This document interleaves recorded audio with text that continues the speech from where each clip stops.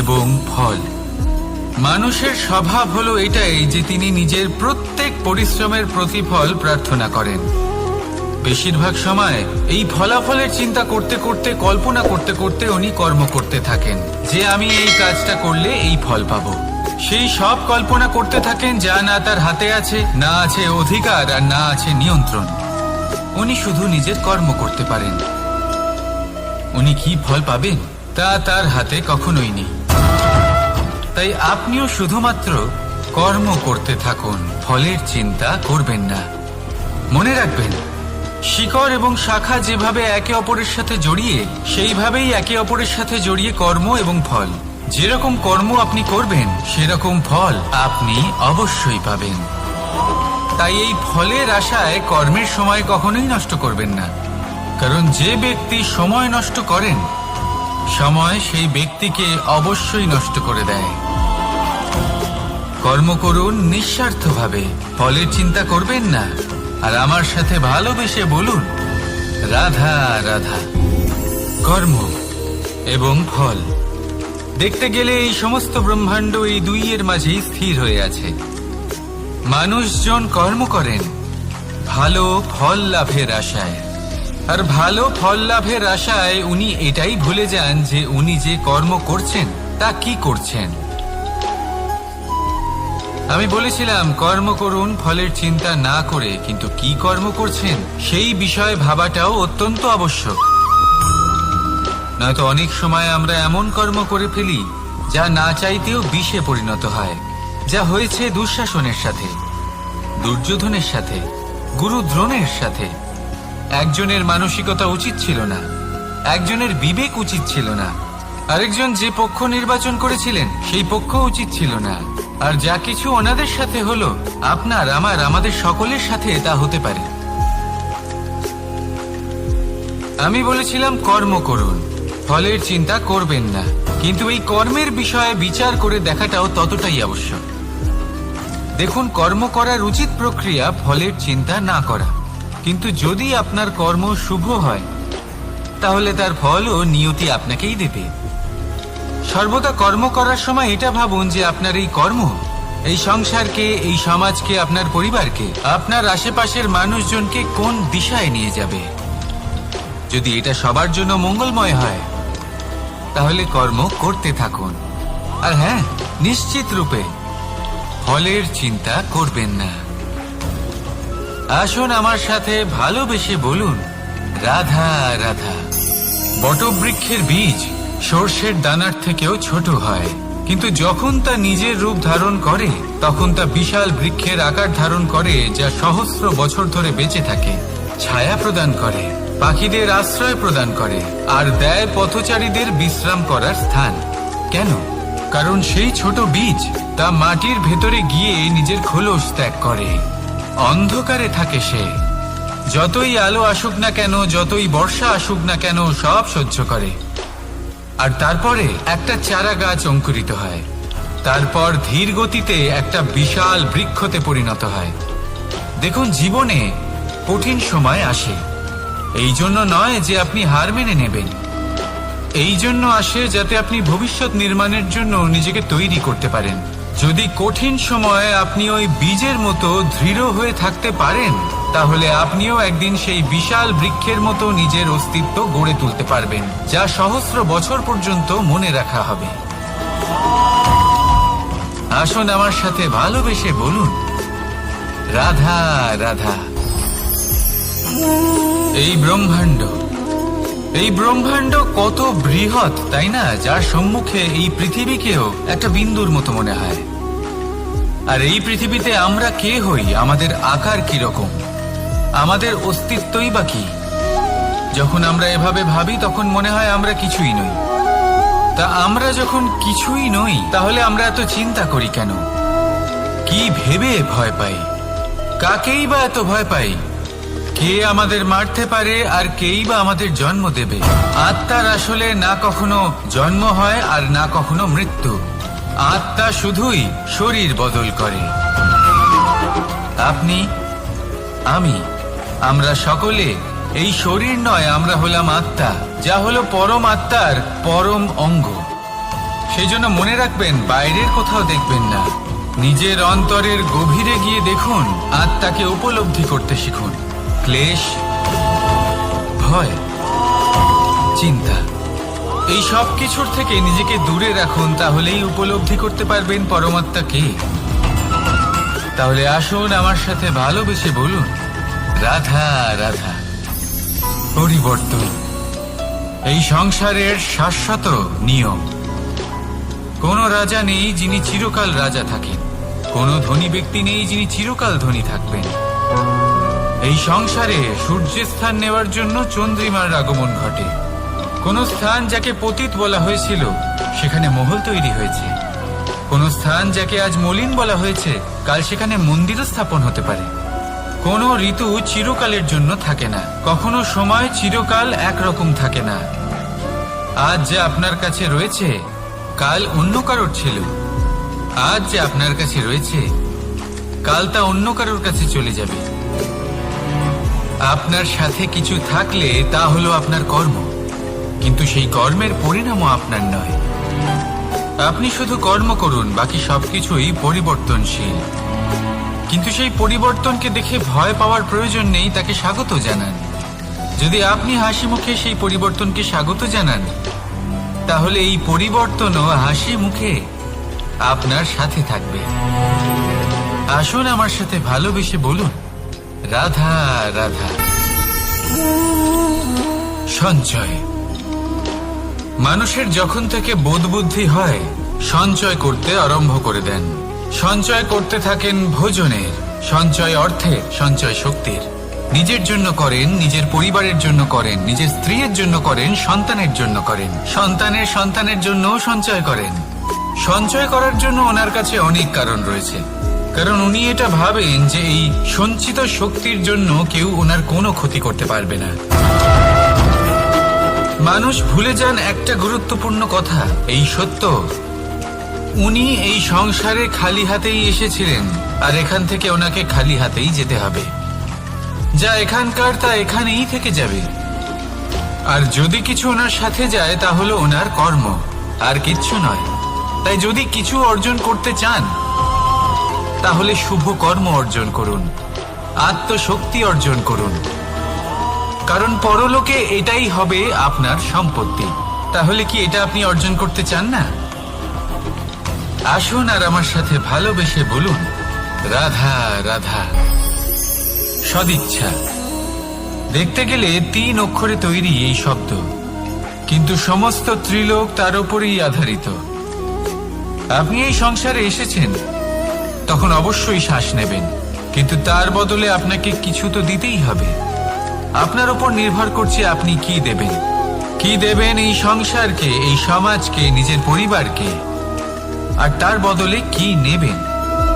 যশ নাকি অপযশ?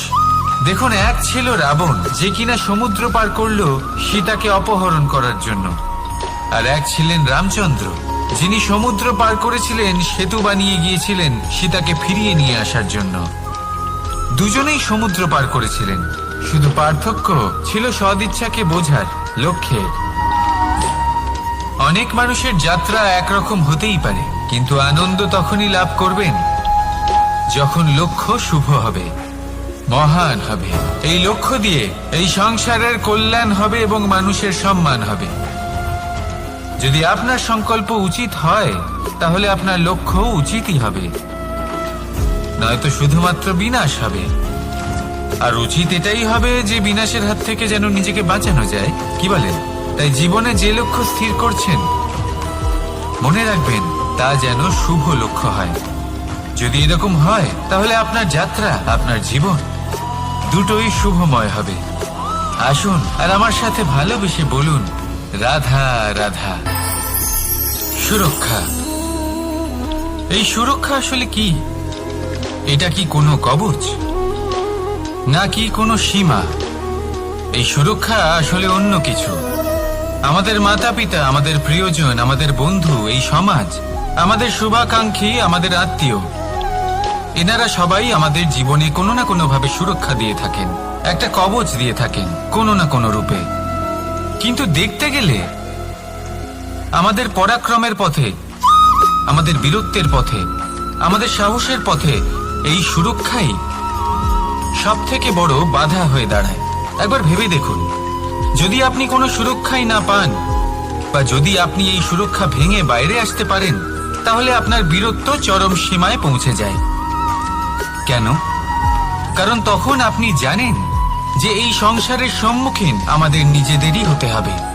আপনি বুঝে যান যে শত্রুর সম্মুখীন এবার নিজের বলের দ্বারা, নিজের পরাক্রমের দ্বারা, নিজের সাহসের দ্বারা করতে হবে। আর তখন আমাদের মনের মধ্যে এই শক্তি জাগ্রত হয়। এই শক্তি অন্তরেই বসবাস করে। শুধু এটা চিনে নিতে হবে, একে জাগ্রত করতে হবে। আর এটা সুরক্ষা ভেঙে যাওয়ার পরেই সম্ভব হয়। আর যারা নিজের শক্তি সম্পর্কে জানেন, যিনি নিজেই জানেন তিনি কতটা শক্তিশালী, তিনি নিজেই নিজের সুরক্ষা কবচ চিরকালের মতো ভেঙে ফেলে দেন, ঠিক কর্ণের মতো। আর তারপরে দেখুন, আপনার পরাজয় হোক বা বিজয়ী হোক না কেন, সেটাই অনেক বড় হয়, সেটাই প্রশস্ত হয়ে থাকে। সেই জন্য ত্যাগ করুন নিজের ভয়কে, নিজের আশেপাশের এই সুরক্ষা চক্রকে ভেঙে ফেলুন। আর সম্মুখীন হন এই সংসারের নিজের শত্রু সম্মুখীন হন। পরাক্রমের এই অঙ্কুর, তা অঙ্কুরিত হওয়ার জন্য বীজের উপরের এই কবচ, এটা ভেঙে যাওয়া অতি আবশ্যক। আসুন আমার সাথে ভালোবেসে বলুন, রাধা রাধা। যখন আমরা হাঁটতে থাকি আর আমাদের পায়ে কাঁটা বিঁধে যায়, তখন মুখ দিয়ে আহ বেরিয়ে আসে, কান্না চলে আসে, আর অনেক সময় অভিশাপও বেরিয়ে আসে। কিন্তু আমরা কি কখনো এটা এইভাবে দেখেছি, এইভাবে ভেবেছি যে আমরা যে পথে চলেছি সেই পথে কাঁটা বিঁধেছে, নাকি আমরা সেই পথ নির্বাচন করেছি যাতে শুধুই কাঁটা রয়েছে? নাকি আমরা এভাবে ভেবে দেখেছি যে এই কাঁটা আমাদের কষ্ট দিতে এসেছে, নাকি এটা আমরাই বিছিয়ে রেখেছিলাম? সাবধান থাকা উচিত ছিল, কারণ কাঁটা বিঁধলে যন্ত্রণা হবে, চিৎকার করে ফেলতে পারি, মুখ থেকে অভিশাপও বেরিয়ে আসতে পারে। কিন্তু এই অভিশাপ শুধুমাত্র আমাদের তরফ থেকে অভিশাপ হয়, সামনের ব্যক্তিটির ওপরও নির্ভর করে। এবার সেই ব্যক্তি যদি এমন হয় যে ফুল আর কাঁটা এই দুই সমানভাবে গ্রহণ করতে পারে, তার কাছে অভিশাপও বরদানে পরিণত হয়। শেষ পর্যন্ত ব্যাপারটা দাঁড়ায় ভাবনা, চিন্তা, দৃষ্টিভঙ্গির ওপর। কারণ আপনার এই ভাবনাই সত্যি হয়ে সামনে আসে। সেই জন্য এই ভাবনা, চিন্তা, মানসিকতাকে গুরুত্ব সহকারে দেখবেন। এই বিবেচনা নিয়ে বিবেচনা করতে শিখুন। আমার কথার অর্থ হলো যে জীবনে যখন এরকম কিছু একটা ঘটবে, তখন ভেবে দেখুন যে এরকম কেন হলো। আপনি কি এমন কোনো কর্ম করেছিলেন যার কর্মফল এটা? এমন কোনো কাজ যা অনুচিত ছিল, অসত্য ছিল, যা অভদ্রতার কারণ ছিল? ভেবে দেখা প্রয়োজন। দেখুন, ইচ্ছে হলো আপনার যে আপনি কি করতে চান, ভাবনা আপনার, সত্য আপনার, জীবন আপনার, সিদ্ধান্ত আপনার। আসুন আর আমার সাথে ভালোবেসে বলুন, রাধা রাধা। সময়, এই সময় আসলে কি? এই সময় একটা সরল রেখা তো কখনোই নয়।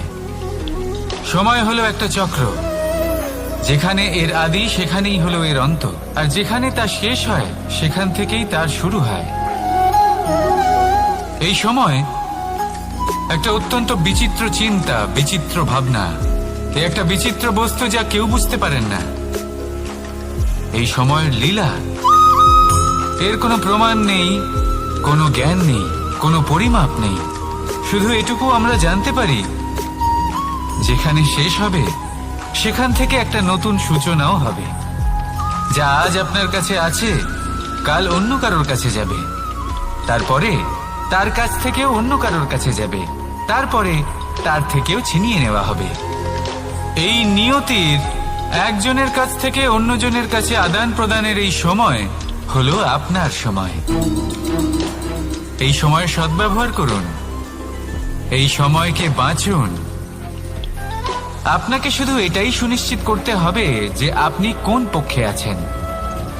আর সত্যি বলতে কি, আপনার জীবনের পরিণাম নির্ভর করে আপনার নির্বাচনের ওপর। আপনি কোন পক্ষ নির্বাচন করছেন। তাহলে মনে রাখবেন, জীবনে সেই পক্ষই নির্বাচন করবেন যা চয়ন করার পরে আপনি সুখ অনুভব করবেন, আপনি সন্তোষ লাভ করবেন, প্রসন্নতা লাভ করবেন। আর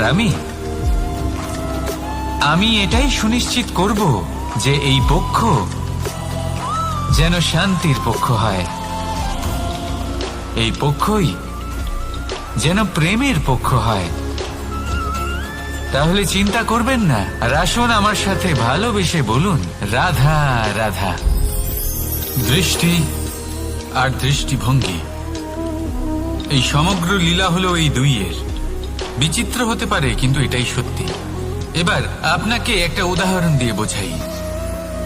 অনেক সময় আপনি কোনো ব্যক্তিকে এটা বলতে শুনবেন যে আমি আমার নিজের উপরে গর্ব করি, আমি নিজেকে নিয়ে গর্ব করি, আমি খুব ভালোভাবে আমার মা বাবার সেবা করি, ওনাদের আমি সবসময় সুখী রাখি, ওনাদের আমি একটা বাড়ি দিয়েছি, সকল সুখ সুবিধা দিয়েছি, ওনাদের জীবনে প্রত্যেক জিনিস দিয়েছি আর দেব যা তাদের প্রয়োজন। এবার আমাকে বলুন যে আপনি কে হন। আপনি হলেন সেই বীজ যা আপনার মাতা পিতা রোপণ করেছেন। আপনার মা বাবাই আপনাকে এই সংসারে জন্ম দিয়েছেন। এবার এইসব কথার কি তাৎপর্য? এই হলো সেই ব্যক্তির দৃষ্টিভঙ্গি। এবার দেখা যাক এই প্রকৃতি আমাদের কি শেখায়। কখনো কোনো গাছকে দেখবেন, যখন সেই গাছে ফল আসে, সে মালিকে এটা বলে না যে দেখো আমি তোমাকে ফল খেতে দিচ্ছি। সেই বৃক্ষ এটা বলে না যে দেখো আমি তোমায় আহার করতে দিচ্ছি, কারণ ও জানে যে এটা হলো সেই মালির পরিশ্রম, এটা হলো তারই কর্মের ফল, আর এটা তারই পাওয়া উচিত। সে বলে যে তোমার জিনিস তোমাকেই অর্পণ করলাম, এ আমার জিনিস নয়।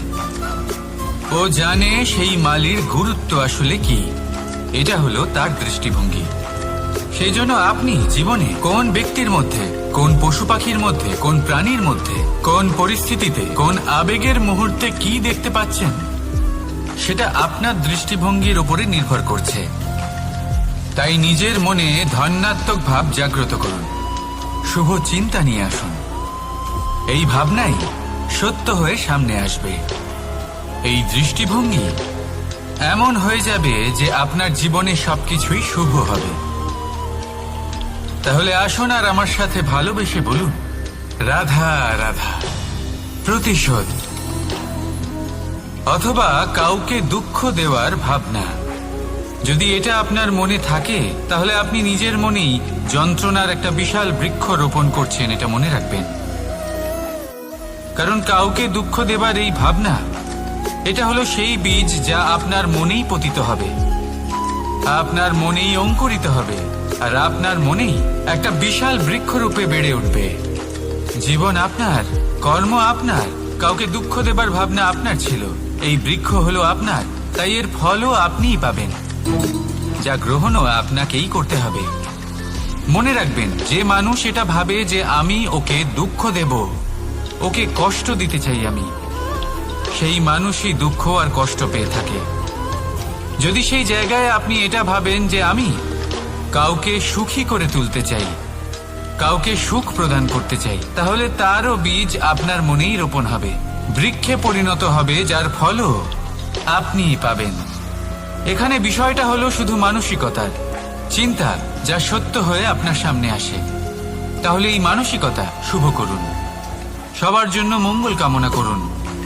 অন্যের মনে আপনার জন্য ভালো চিন্তা থাকুক বা না থাকুক, আপনি সবার জন্য শুভ চিন্তা করে কর্ম করতে থাকুন, তাহলে আপনার সাথেও ভালোই হবে। তাহলে আসুন আর আমার সাথে ভালোবেসে বলুন, রাধা রাধা। সুখ আর অভিজ্ঞতা, এই দুই জীবনে একসাথে কখনোই আসে না। মনে রাখবেন, যেখানে সুখ থাকে সেখানে অভিজ্ঞতা থাকে না, আর যখন এই সুখ আমাদের জীবন থেকে দূরে চলে যায়, তখন আমাদের জীবনে আসে এই অভিজ্ঞতা। পরমাত্মা, প্রকৃতি, নিয়তি এই অভিজ্ঞতাকে আমাদের জীবনে পাঠান, যাতে আমরা একটা অত্যন্ত গুরুত্বপূর্ণ শিক্ষা, একটা জ্ঞান প্রাপ্ত করতে পারি। এই অভিজ্ঞতা আমাদের শেখায় যে অতীতে এমন কি হয়েছিল যা আমাদের করা উচিত হয়নি। আমাদের শেখায় ভবিষ্যতে এমন কি আছে যা আমাদের করা উচিত আর কি করা উচিত নয়। দেখতে গেলে এই অভিজ্ঞতা আমাদের সেই শিক্ষা দেয় যার জন্য আমরা সুখের দিকে উচিতভাবে অগ্রসর হতে পারি। সেই জন্য জীবনে যখনই দুঃখ আসবে, দুঃখের এই সময় আসবে, তখন হতাশ হবেন না। বোঝার চেষ্টা করুন এই পরিস্থিতি কেন এসেছে, কি শিক্ষা দিতে এসেছে। যদি আপনি সেই জ্ঞান লাভ করেন, সুখের পথে অগ্রসর হন, তাও উচিত রূপে, তাহলে এই অভিজ্ঞতার উদ্দেশ্য পূরণ হয়ে যায়। তাহলে আসুন আর আমার সাথে ভালোবেসে বলুন, রাধা রাধা। এবং ফল, মানুষের স্বভাব হলো এটাই যে তিনি নিজের প্রত্যেক পরিশ্রমের প্রতিফল প্রার্থনা করেন। বেশিরভাগ সময় এই ফলাফলের চিন্তা করতে করতে, কল্পনা করতে করতে উনি কর্ম করতে থাকেন যে আমি এই কাজটা করলে এই ফল পাবো। সেই সব কল্পনা করতে থাকেন যা না তার হাতে আছে, না আছে অধিকার, আর না আছে নিয়ন্ত্রণ। উনি শুধু নিজের কর্ম করতে পারেন। উনি কি ফল পাবেন তা তার হাতে কখনোই নেই। তাই আপনিও শুধুমাত্র কর্ম করতে থাকুন, ফলের চিন্তা করবেন না। মনে রাখবেন, শিকড় এবং শাখা যেভাবে একে অপরের সাথে জড়িয়ে, সেইভাবেই একে অপরের সাথে জড়িয়ে কর্ম এবং ফল। যেরকম কর্ম আপনি করবেন, সেরকম ফল আপনি অবশ্যই পাবেন। তাই এই ফলের আশায় কর্মের সময় কখনোই নষ্ট করবেন না, কারণ যে ব্যক্তি সময় নষ্ট করেন, সময় সেই ব্যক্তিকে অবশ্যই নষ্ট করে দেয়। কর্ম করুন নিঃস্বার্থভাবে, ফলের চিন্তা করবেন না। আর আমার সাথে ভালোবেসে বলুন, রাধা রাধা। কর্ম এবং ফল, দেখতে গেলে এই সমস্ত ব্রহ্মাণ্ড এই দুইয়ের মাঝেই স্থির হয়ে আছে। মানুষজন কর্ম করেন ভালো ফল লাভের আশায়, আর ভালো ফল লাভের আশায় উনি এটাই ভুলে যান যে উনি যে কর্ম করছেন তা কি করছেন। আমি বলেছিলাম কর্ম করুন ফলের চিন্তা না করে, কিন্তু কি কর্ম করছেন সেই বিষয়ে ভাবাটাও অত্যন্ত আবশ্যক। নয়তো অনেক সময় আমরা এমন কর্ম করে ফেলি যা না চাইতেও বিষে পরিণত হয়। যা হয়েছে দুঃশাসনের সাথে, দুর্যোধনের সাথে, গুরু দ্রোণের সাথে। একজনের মানসিকতা উচিত ছিল না, একজনের বিবেক উচিত ছিল না, আরেকজন যে পক্ষ নির্বাচন করেছিলেন সেই পক্ষ উচিত ছিল না। আর যা কিছু ওনাদের সাথে হলো, আপনার, আমার, আমাদের সকলের সাথে তা হতে পারে। আমি বলেছিলাম কর্ম করুন, ফলের চিন্তা করবেন না, কিন্তু এই কর্মের বিষয়ে বিচার করে দেখাটাও ততটাই আবশ্যক। দেখুন, কর্ম করার উচিত প্রক্রিয়া ফলের চিন্তা না করা, কিন্তু যদি আপনার কর্ম শুভ হয়, তাহলে তার ফলও নিয়তি আপনাকেই দেবে। সর্বদা কর্ম করার সময় এটা ভাবুন যে আপনার এই কর্ম এই সংসারকে, এই সমাজকে, আপনার পরিবারকে, আপনার আশেপাশের মানুষজনকে কোন দিশায় নিয়ে যাবে। যদি এটা সবার জন্য মঙ্গলময় হয়, তাহলে কর্ম করতে থাকুন। আর হ্যাঁ, নিশ্চিত রূপে ফলের চিন্তা করবেন না। আসুন আমার সাথে ভালোবেসে বলুন, রাধা রাধা। বটবৃক্ষের বীজ সর্ষের দানার থেকেও ছোট হয়, কিন্তু যখন তা নিজের রূপ ধারণ করে, তখন তা বিশাল বৃক্ষের আকার ধারণ করে, যা সহস্র বছর ধরে বেঁচে থাকে, ছায়া প্রদান করে, পাখিদের আশ্রয় প্রদান করে, আর দেয় পথচারীদের বিশ্রাম করার স্থান। কেন? কারণ সেই ছোট বীজ তা মাটির ভেতরে গিয়ে নিজের খোলস ত্যাগ করে। অন্ধকারে থাকে সে, যতই আলো আসুক না কেন, যতই বর্ষা আসুক না কেন, সব সহ্য করে। আর তারপরে একটা চারা গাছ অঙ্কুরিত হয়, তারপর ধীর গতিতে একটা বিশাল বৃক্ষতে পরিণত হয়। দেখুন, জীবনে কঠিন সময় আসে, এই জন্য নয় যে আপনি হার মেনে নেবেন। এই জন্য আসে যাতে আপনি ভবিষ্যৎ নির্মাণের জন্য নিজেকে তৈরি করতে পারেন। যদি কঠিন সময়ে আপনি ওই বীজের মতো দৃঢ় হয়ে থাকতে পারেন, তাহলে আপনিও একদিন সেই বিশাল বৃক্ষের মতো নিজের অস্তিত্ব গড়ে তুলতে পারবেন, যা সহস্র বছর পর্যন্ত মনে রাখা হবে। আসুন আমার সাথে ভালোবেসে বলুন, রাধা রাধা। এই ব্রহ্মাণ্ড কত বৃহৎ, তাই না? যার সম্মুখে এই পৃথিবীকেও একটা বিন্দুর মতো মনে হয়। আর এই পৃথিবীতে আমরা কে হই, আমাদের আকার কিরকম, আমাদের অস্তিত্বই বা কি? যখন আমরা এভাবে ভাবি তখন মনে হয় আমরা কিছুই নই। তা আমরা যখন কিছুই নই তাহলে আমরা এত চিন্তা করি কেন? কি ভেবে ভয় পাই? কাকেই বা এত ভয় পাই? কে আমাদের মারতে পারে আর কেই বা আমাদের জন্ম দেবে? আত্মার আসলে না কখনো জন্ম হয় আর না কখনো মৃত্যু। আত্মা শুধুই শরীর বদল করে। আপনি, আমি, আমরা সকলে এই শরীর নয়, আমরা হলাম আত্মা, যা হলো পরম আত্মার পরম অঙ্গ। সেই জন্য মনে রাখবেন, বাইরের কোথাও দেখবেন না, নিজের অন্তরের গভীরে গিয়ে দেখুন, আত্মাকে উপলব্ধি করতে শিখুন। ক্লেশ, ভয়, চিন্তা, এই সব কিছুর থেকে নিজেকে দূরে রাখুন, তাহলেই উপলব্ধি করতে পারবেন পরমাত্মাকে। তাহলে আসুন আমার সাথে ভালোবেসে বলুন, রাধা রাধা। পরিবর্তন এই সংসারের শাশ্বত নিয়ম। কোন রাজা নেই যিনি চিরকাল রাজা থাকেন, কোন ধনী ব্যক্তি নেই যিনি চিরকাল ধনী থাকবেন। এই সংসারে সূর্যের স্থান নেওয়ার জন্য চন্দ্রিমার আগমন ঘটে। কোন স্থান যাকে পতিত বলা হয়েছিল সেখানে মহল তৈরি হয়েছে। কোন স্থান যাকে আজ মলিন বলা হয়েছে কাল সেখানে মন্দিরও স্থাপন হতে পারে। কোন ঋতু চিরকালের জন্য থাকে না, কখনো সময় চিরকাল একরকম থাকে না। আজ যে আপনার কাছে রয়েছে কাল অন্য কারোর ছিল। আজ যে আপনার কাছে রয়েছে কাল তা অন্য কারোর কাছে চলে যাবে। আপনার সাথে কিছু থাকলে তা হলো আপনার কর্ম, কিন্তু সেই কর্মের পরিণামও আপনার নয়। আপনি শুধু কর্ম করুন, বাকি সবকিছুই পরিবর্তনশীল।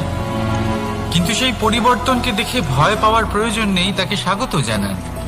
যদি আপনি হাসি মুখে সেই পরিবর্তনকে স্বাগত জানান, তাহলে এই পরিবর্তনও হাসি মুখে আপনার সাথে থাকবে। আসুন আমার সাথে ভালোবেসে বলুন, রাধা রাধা। সঞ্চয়। মানুষের যখন থেকে বোধ বুদ্ধি হয় সঞ্চয় করতে আরম্ভ করে দেন। সঞ্চয় করতে থাকেন ভোজনের, সঞ্চয় অর্থের, সঞ্চয় শক্তির। নিজের জন্য করেন, নিজের পরিবারের জন্য করেন, নিজের স্ত্রীর জন্য করেন, সন্তানের জন্য করেন, সন্তানের সন্তানের জন্য সঞ্চয় করেন। সঞ্চয় করার জন্য ওনার কাছে অনেক কারণ রয়েছে, কারণ উনি এটা ভাবেন যে এই সঞ্চিত শক্তির জন্য কেউ ওনার কোনো ক্ষতি করতে পারবে না। মানুষ ভুলে যান একটা গুরুত্বপূর্ণ কথা, এই সত্য, উনি এই সংসারে খালি হাতেই এসেছিলেন আর এখান থেকে ওনাকে খালি হাতেই যেতে হবে। যা এখানকার তা এখানেই থেকে যাবে। আর যদি কিছু ওনার সাথে যায় তা হলো ওনার কর্ম, আর কিচ্ছু নয়।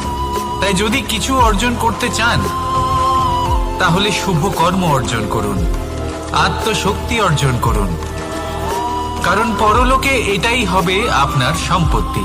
তাহলে কি এটা আপনি অর্জন করতে চান না? আসুন আর আমার সাথে ভালোবেসে বলুন, রাধা রাধা। সদিচ্ছা। দেখতে গেলে 3 অক্ষরে তৈরি এই শব্দ, কিন্তু সমস্ত ত্রিলোক তার উপরেই আধারিত।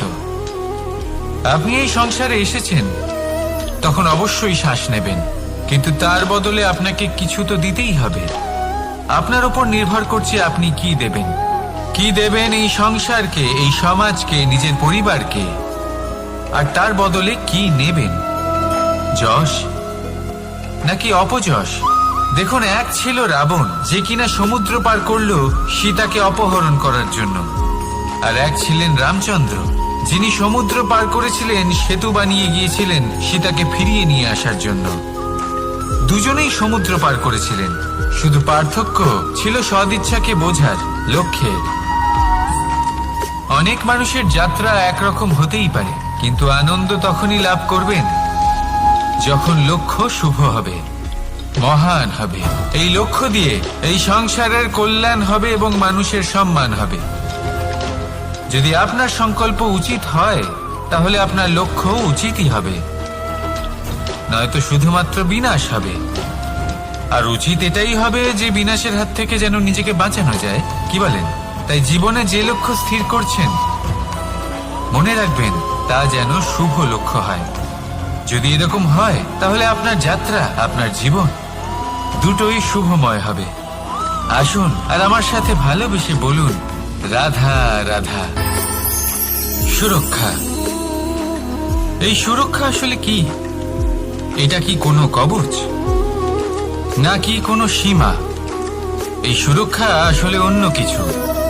আমাদের মাতা পিতা, আমাদের প্রিয়জন, আমাদের বন্ধু, এই সমাজ, আমাদের শুভাকাঙ্ক্ষী, আমাদের আত্মীয়, এনারা সবাই আমাদের জীবনে কোনো না কোনো ভাবে সুরক্ষা দিয়ে থাকেন, একটা কবচ দিয়ে থাকেন কোনো না কোনো রূপে। কিন্তু দেখতে গেলে আমাদের পরাক্রমের পথে, আমাদের বীরত্বের পথে, আমাদের সাহসের পথে এই সুরক্ষাই সব থেকে বড় বাধা হয়ে দাঁড়ায়। একবার ভেবে দেখুন, যদি আপনি কোনো সুরক্ষাই না পান, বা যদি আপনি এই সুরক্ষা ভেঙে বাইরে আসতে পারেন, তাহলে আপনার বীরত্ব চরম সীমায় পৌঁছে যায়। কেন? কারণ তখন আপনি জানেন যে এই সংসারের সম্মুখীন আমাদের নিজেদেরই হতে হবে। আপনি বুঝে যান যে শত্রুর সম্মুখীন এবার নিজের বলের দ্বারা, নিজের পরাক্রমের দ্বারা, নিজের সাহসের দ্বারা করতে হবে। আর তখন আমাদের মনের মধ্যে এই শক্তি জাগ্রত হয়। এই শক্তি অন্তরেই বসবাস করে। শুধু এটা চিনে নিতে হবে, একে জাগ্রত করতে হবে। আর এটা সুরক্ষা ভেঙে যাওয়ার পরেই সম্ভব হয়। আর যারা নিজের শক্তি সম্পর্কে জানেন, যিনি নিজেই জানেন তিনি কতটা শক্তিশালী, তিনি নিজেই নিজের সুরক্ষা কবচ চিরকালের মতো ভেঙে ফেলে দেন, ঠিক কর্ণের মতো। আর তারপরে দেখুন, আপনার পরাজয় হোক বা বিজয়ী হোক না কেন, সেটাই অনেক বড় হয়, সেটাই প্রশস্ত হয়ে থাকে। সেই জন্য ত্যাগ করুন নিজের ভয়কে, নিজের আশেপাশের এই সুরক্ষা চক্রকে ভেঙে ফেলুন, আর সম্মুখীন হন এই সংসারের নিজের শত্রুর সম্মুখীন হন। পরাক্রমের এই অঙ্কুর, তা অঙ্কুরিত হওয়ার জন্য বীজের উপরের এই কবচ, এটা ভেঙে যাওয়া অতি আবশ্যক। আসুন আমার সাথে ভালোবেসে বলুন, রাধা রাধা। যখন আমরা হাঁটতে থাকি আর আমাদের পায়ে কাঁটা বিঁধে যায়, তখন মুখ দিয়ে আহ বেরিয়ে আসে, কান্না চলে আসে, আর অনেক সময় অভিশাপও বেরিয়ে আসে। কিন্তু আমরা কি কখনো এটা এইভাবে দেখেছি, এইভাবে ভেবেছি যে আমরা যে পথে চলেছি সেই পথে কাঁটা বিঁধেছে, নাকি আমরা সেই পথ নির্বাচন করেছি যাতে শুধুই কাঁটা রয়েছে? নাকি আমরা এভাবে ভেবে দেখেছি যে এই কাঁটা আমাদের কষ্ট দিতে এসেছে, নাকি এটা আমরাই বিছিয়ে রেখেছিলাম? সাবধান থাকা উচিত ছিল, কারণ কাঁটা বিঁধলে যন্ত্রণা হবে, চিৎকার করে ফেলতে পারি, মুখ থেকে অভিশাপও বেরিয়ে আসতে পারে। কিন্তু এই অভিশাপ শুধুমাত্র আমাদের তরফ থেকে অভিশাপ হয়, সামনের ব্যক্তিটির ওপরও নির্ভর করে। এবার সেই ব্যক্তি যদি এমন হয় যে ফুল আর কাঁটা এই দুই সমানভাবে গ্রহণ করতে পারে, তার কাছে অভিশাপও বরদানে পরিণত হয়। শেষ পর্যন্ত ব্যাপারটা দাঁড়ায় ভাবনা, চিন্তা, দৃষ্টিভঙ্গির ওপর। কারণ আপনার এই ভাবনাই সত্যি হয়ে সামনে আসে। সেই জন্য এই ভাবনা, চিন্তা, মানসিকতাকে গুরুত্ব সহকারে দেখবেন। এই বিবেচনা নিয়ে বিবেচনা করতে শিখুন। আমার কথার অর্থ হলো যে জীবনে যখন এরকম কিছু একটা ঘটবে, তখন ভেবে দেখুন যে এরকম কেন হলো। আপনি কি এমন কোনো কর্ম করেছিলেন যার কর্মফল এটা? এমন কোনো কাজ যা অনুচিত ছিল, অসত্য ছিল, যা অভদ্রতার কারণ ছিল? ভেবে দেখা প্রয়োজন। দেখুন, ইচ্ছে হলো আপনার যে আপনি কি করতে চান, ভাবনা আপনার, সত্য আপনার, জীবন আপনার, সিদ্ধান্ত আপনার। আসুন আর আমার সাথে ভালোবেসে বলুন, রাধা রাধা। সময়। এই সময় আসলে কি? এই সময় একটা সরল রেখা তো কখনোই নয়। সময় হলো একটা চক্র, যেখানে এর আদি সেখানেই হলো এর অন্ত, আর যেখানে তা শেষ হয় সেখান থেকেই তার শুরু হয়। এই সময় একটা অত্যন্ত বিচিত্র চিন্তা, বিচিত্র ভাবনা, একটা বিচিত্র বস্তু যা কেউ বুঝতে পারেন না। এই সময়ের লীলা, এর কোনো প্রমাণ নেই, কোনো জ্ঞান নেই, কোনো পরিমাপ নেই। শুধু এটুকু আমরা জানতে পারি, যেখানে শেষ হবে সেখান থেকে একটা নতুন সূচনাও হবে। যা আজ আপনার কাছে আছে কাল অন্য কারোর কাছে যাবে, তারপরে তার কাছ থেকেও অন্য কারোর কাছে যাবে, তারপরে তার থেকেও ছিনিয়ে নেওয়া হবে। এই নিয়তির একজনের কাছ থেকে অন্যজনের কাছে আদান প্রদানের এই সময় হলো আপনার সময়। এই সময়ের সদ্ব্যবহার করুন, এই সময়কে বাঁচুন। আপনাকে শুধু এটাই সুনিশ্চিত করতে হবে যে আপনি কোন পক্ষে আছেন। আর সত্যি বলতে কি, আপনার জীবনের পরিণাম নির্ভর করে আপনার নির্বাচনের ওপর। আপনি কোন পক্ষ নির্বাচন করছেন। তাহলে মনে রাখবেন, জীবনে সেই পক্ষই নির্বাচন করবেন যা চয়ন করার পরে আপনি সুখ অনুভব করবেন, আপনি সন্তোষ লাভ করবেন, প্রসন্নতা লাভ করবেন। আর আমি এটাই সুনিশ্চিত করব যে এই পক্ষ যেন শান্তির পক্ষ হয়, এই পক্ষই যেন প্রেমের পক্ষ হয়।